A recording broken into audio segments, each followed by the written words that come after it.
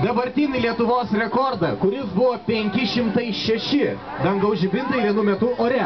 Ir tu pasižiūrėk, kaip gražu. Nesvarbu, kad šiandien sninga ir net nesvarbu iš tikrųjų, kad šiandien, nežinau, man tai nešalta, nežinau, kad kitiems.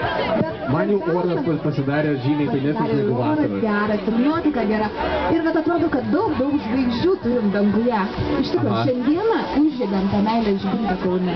Aš dabar galvoju, ką turėtų pamanyti, tarkim, lakūnai. Na, ne tie, kurie laka, bet tie, kurie lekia su lėktuvais.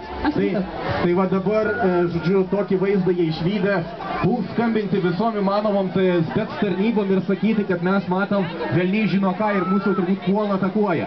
Arba tai to, kokia sėdi, vat močiutė dabar žiūri per savo langą, kuri mato visą tai ir sako, Jėzus Marija, Kaunas dega.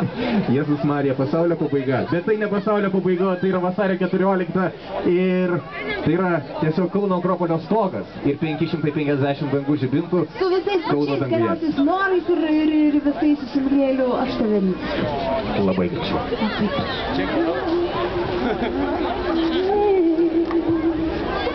So I go, but I